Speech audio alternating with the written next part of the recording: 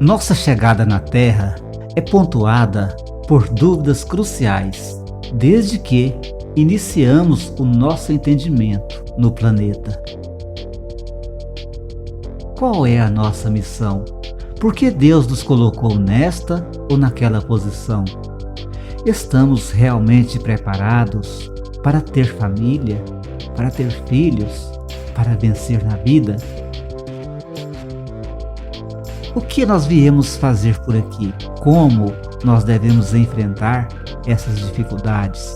Ou como enfrentar, por exemplo, as facilidades quando no inverso a gente chega aqui e encontra uma família rica e abastada? Qual é o sonho de cada um de nós? Essas e outras perguntas invadem o imaginário daqueles que têm um mínimo de responsabilidade. E que pensar daqueles que nascem, crescem, se tornam adultos, sem pensar em nada disso,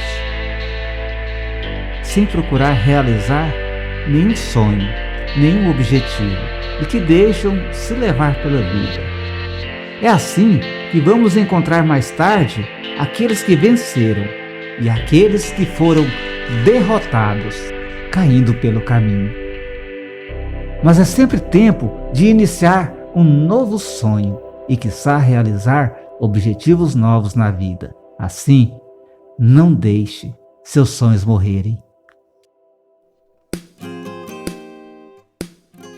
Eu carinhoso cumprimento aos nossos irmãos, nossos amigos que acompanham o nosso programa Espiritismo via web. Hoje o nosso tema: não deixe seus sonhos morrerem. Para falar desse tema, primeiramente, dentro do Espiritismo, a gente precisa entender a questão da reencarnação. Quando a gente desce para esse mundo, vem reencarnar aqui, vem aqui cumprir um tempo, um aprendizado, uma estadia aqui, nós temos, para algumas pessoas, o planejamento da reencarnação. Então, algumas pessoas têm esse privilégio de ter ali planejado, inclusive, como vai ser seu corpo, a saúde das células, a saúde do corpo, determinadas doenças poderão ou não ocorrer. Não é que é uma coisa fatal, mas é algo que fica dentro das probabilidades, quando se reencarna com o planejamento. E tem aquelas pessoas que também reencarnam de forma automática. E a maioria de nós acontece dessa forma. Mas mesmo assim, as leis magnânimas de Deus se encarregam de projetar para nós as experiências necessárias para o nosso aprendizado. Então, gente, dentro desse contexto, nós vamos chegar à Terra. E a gente sabe que antes de a gente nascer, a maioria das famílias recebem, ou melhor, elas estão ansiosas para receberem o novo ser. Umas preparam o berço, ajeitam as roupinhas, organizam para ver chegar ali aquele ente tão amado, antes mesmo do seu aparecimento. Mas, é claro, existem aqueles que não têm esse privilégio.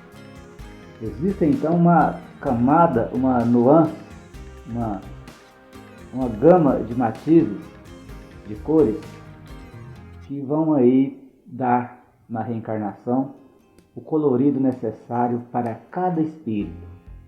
E cada um então está automaticamente fadado a vivenciar aqui, dentro das probabilidades, experiências que o façam crescer, experiências que o façam se sentir útil e que o façam chegar na espiritualidade daqui ou depois de algum tempo com a característica de espírito vencedor.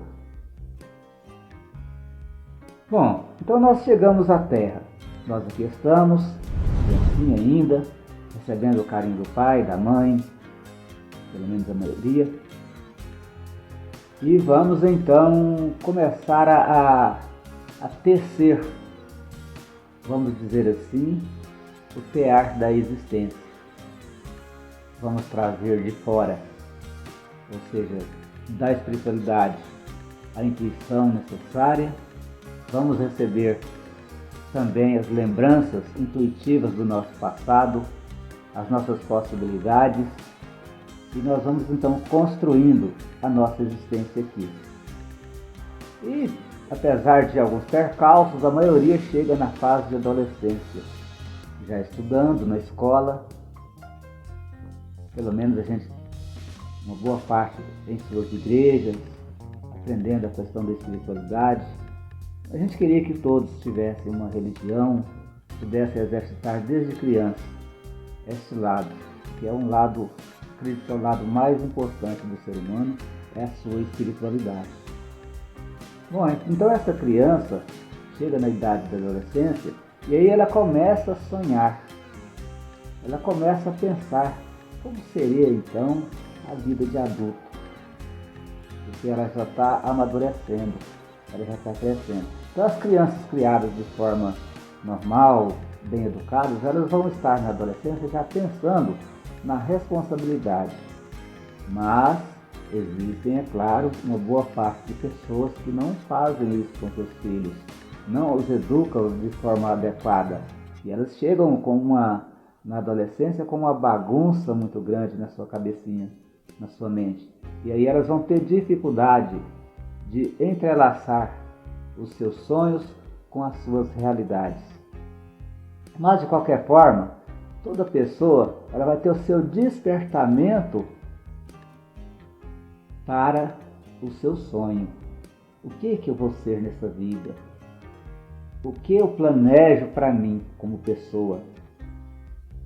Qual a profissão eu devo escolher? O que eu devo construir? Então essas perguntas elas vão despontando à medida que o ser humano vai amadurecendo. Muitas vezes as pancadas do dia a dia, o sofrimento, as dificuldades, os atropelamentos, vamos dizer assim, dos nossos sonhos, vão matando em nós essa questão. E muitas pessoas ainda novas já têm em si a destruição de seus sonhos, já não conseguem pensar em algo melhor para si. E quando a gente deixa de pensar no que é bom para nós, para a nossa pessoa, como espírito humano, para nosso crescimento, nós também deixamos de pensar no outro. E é isto que a maioria das vezes causa essa balbúrdia, essa confusão em nosso mundo. Quando nós, em vez de pensarmos na nossa realidade, incluindo a realidade do outro, nós nos enclausuramos e, com medo de buscar o nosso próprio crescimento, nós não fazemos com que o mundo melhore. Então, gente, esse despertamento vai ocorrer e nós vamos começar a marcar objetivos, profissão, casamento, vida social, e aí a gente vai começar a pontuar os nossos sonhos. Aí vem a escola, terminamos então, escolhemos o curso na faculdade, aqueles que têm essa possibilidade, profissões. Muitas pessoas abandonam e buscam logo uma profissão. Mas o importante é estarmos com a espiritualidade equilibrada e com os nossos sonhos em dia. Cada dia seja um passo para a realização dele. As nossas ambições devem ser de forma a agradar o espírito, a fixar em nossa alma para todo sempre a experiência. Os sonhos materiais de ter casa, de ter bens materiais, de ter fazendas, outros querem ter empresas, outros querem ter poder. Esses sonhos, eles ficam em segundo plano para aquele que quer realmente vencer nesta vida para chegar na espiritualidade equilibrado e forte. Mas esses sonhos também podem ser inclusos, mas dentro da ambição sadia, que não vá prejudicar o próximo. Não estou aqui tecendo normas de conduta para ninguém. Estou aqui falando do que Cristo nos falou, que nos amássemos uns aos outros, que nós respeitássemos o nosso semelhante e que vivêssemos de forma a não prejudicar ninguém. E principalmente, vivêssemos de forma a não prejudicar ou desrespeitar a nós mesmos. Porque é lógico que os vícios desrespeitam. Qualquer tipo de vício desrespeita o nosso corpo, desrespeita a nossa alma. Bom, então sobre este assunto, nós vamos aprender, então, eu acredito que é o ponto para todos nós, é aprender a usar bem o nosso tempo, usar bem a nossa forma de comunicação com o outro, com o mundo, para que a gente para que a gente consiga nos integrar nesse ambiente em qual nós somos colocados. E aí vão surgir as oportunidades. E quando a gente é novo, quando a gente tem pouca idade ainda, pouca experiência, as oportunidades passam em nossa porta e nós simplesmente deixamos passar. É aquela oportunidade de um bom emprego, é aquela oportunidade de fazer um curso, é aquela oportunidade de aprender, de fazer uma viagem, é aquela oportunidade de experimentar, socorrer o próximo, ajudar, abraçar aquele que precisa de ajuda, a oportunidade de exercitar a nossa espiritualidade, principalmente. Nós temos aí centenas, milhares de igrejas, de associações, e puxando então a brasa para a nossa sardinha, temos aí milhares de centros espíritas em nosso Brasil, onde a gente poderia aprender bastante, mas no entanto, muitas vezes as ilusões da vida, as dificuldades de entender o outro e de entender o ambiente levam as pessoas a buscarem os prazeres efêmeros, passageiros, e elas deixam passar esta oportunidade de crescer, de aprender, de se tornar melhor. E é importante a gente falar da nossa autorrealização. Quem de nós não quer realizar algo de bom nessa vida? Não quer, de repente, ter uma boa profissão, poder construir uma empresa, poder, de repente, realizar um sonho de, vamos supor assim, de um projeto social, algo que possa ajudar o próximo, algo que possa preencher o nosso vazio existencial. Porque a autorrealização, a sensação de estar realizando algo bom para o mundo, algo bom para nós, é muito importante para o crescimento do nosso espírito. E os espíritos nos dizem alguma coisa a respeito disso. Vamos ver.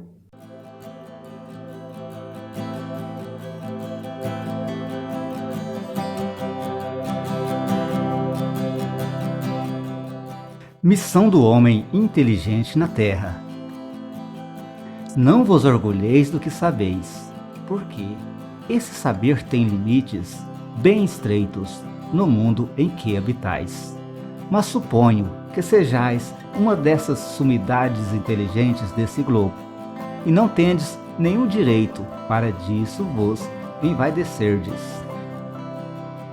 Se Deus, em seus desígnios, vos faz nascer no meio onde pudestes desenvolver a vossa inteligência, é que Ele quer que dela useis para o bem de todos, porque é uma missão que vos dá, colocando em vossas mãos o instrumento com a ajuda do qual podeis desenvolver a vosso turno as inteligências retardatárias e conduzi-las a Deus. A natureza do instrumento não indica o uso que dele se deve fazer? A enxada que o jardineiro coloca entre as mãos de seu operário não lhe mostra que ele deve cavar? Que diríeis se esse operário, ao invés de trabalhar, levantasse a enxada para com ela atingir seu patrão. Direis que é horrível e que ele merece ser expulso. Pois bem, não ocorre o mesmo com aquele que se serve de sua inteligência para destruir a ideia de Deus e da providência entre seus irmãos? Não ergue contra seu senhor a enxada que lhe foi dada para roçar o terreno? Tem ele o direito ao salário prometido e não merece, ao contrário, ser expulso do jardim? E o será, não duvideis disso, e arrastará existências miseráveis e cheias de humilhações, até que se curve diante daquele a quem tudo deve. A inteligência é rica de méritos para o futuro, mas com a condição de ser bem empregada. Se todos os homens dotados se servissem dela segundo os desígnios de Deus, a tarefa dos espíritos seria fácil para fazer a humanidade avançar. Infelizmente, muitos fazem dela um instrumento de orgulho e de perdição para si mesmos. O homem abusa da inteligência como de todas as outras faculdades, e entretanto não lhe faltam lições para adverti-lo de que uma poderosa mão pode lhe retirar aquilo que ela mesma lhe deu. Ferdinando, Espírito Protetor, Bordeaux, 1862. O Evangelho segundo o Espiritismo.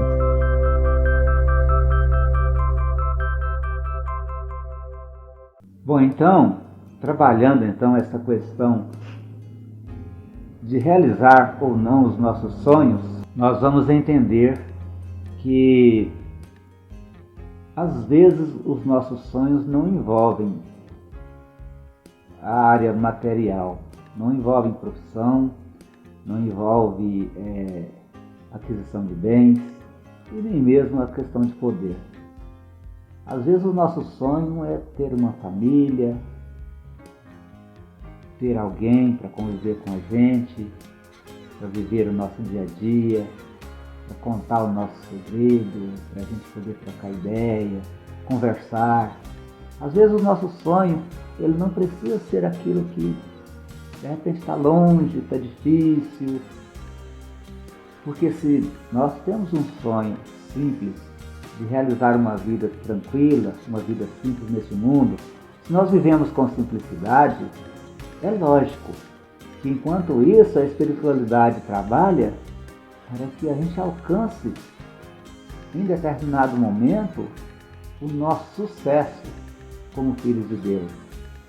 E nesse trabalho de proteção a nós temos que contar, aliás, nós temos que saber e acreditar que ao nosso lado os espíritos estão nos protegendo, estão buscando nos ajudar, nos auxiliar nos momentos difíceis, nos momentos da doença, nos momentos onde a gente pensa que está sozinho. São justamente nesses horários, nesses momentos que os espíritos estão conosco, os espíritos protetores. A gente tem nesse mundo os contratempos da obsessão, os contratempos das dificuldades de relacionamento, temos dificuldades das mais variadas formas. Mas essas dificuldades devem ter para nós a importância que serve para aquele que quer galgar escadas, subir degraus.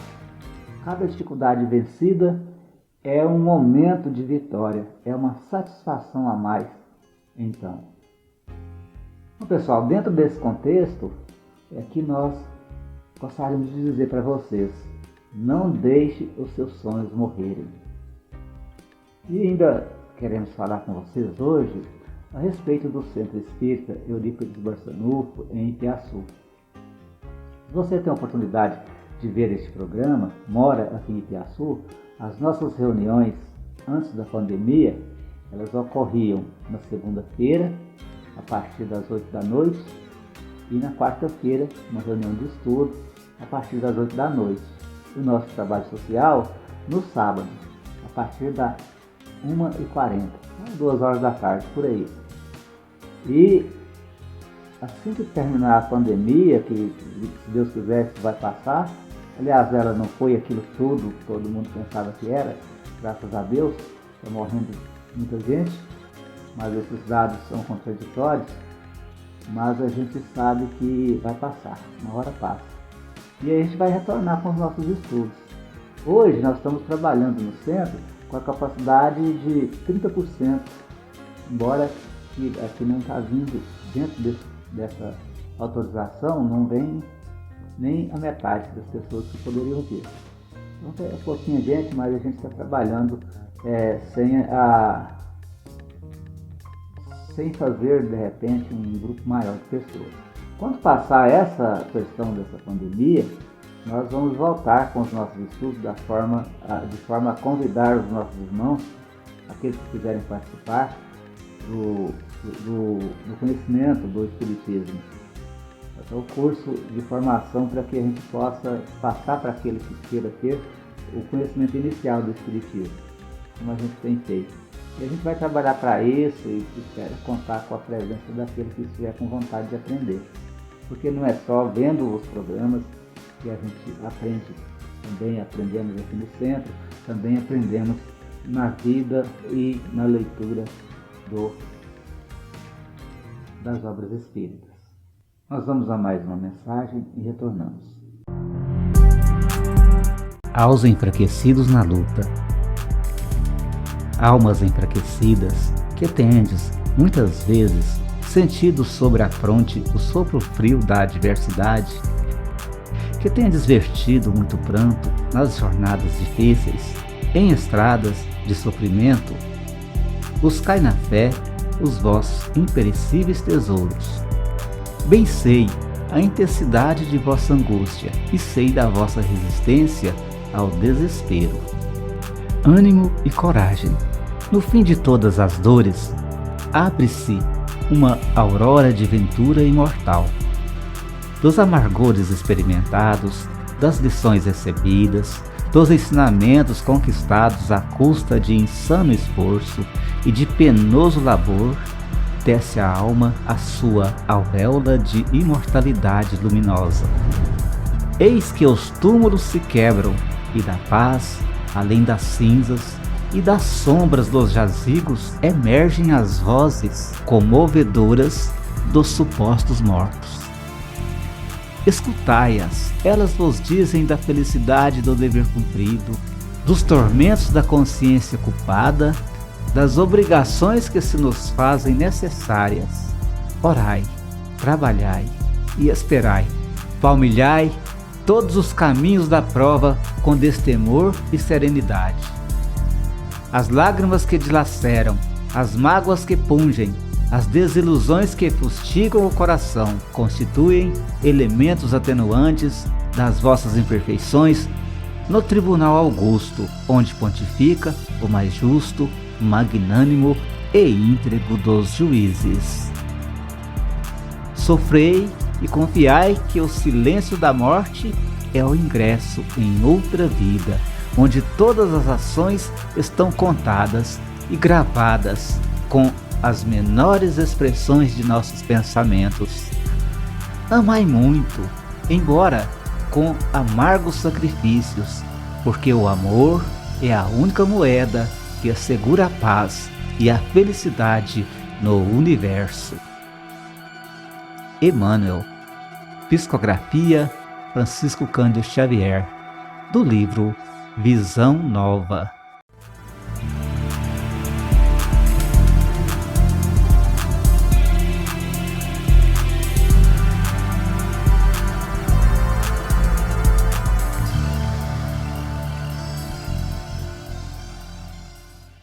Bom, e dessa forma nós queremos agradecer aos nossos irmãos, aos nossos amigos que participaram hoje, que assistiram o nosso programa aí do outro lado. Que Deus abençoe a todos, que Deus ilumine e que Deus fortaleça. Muito obrigado.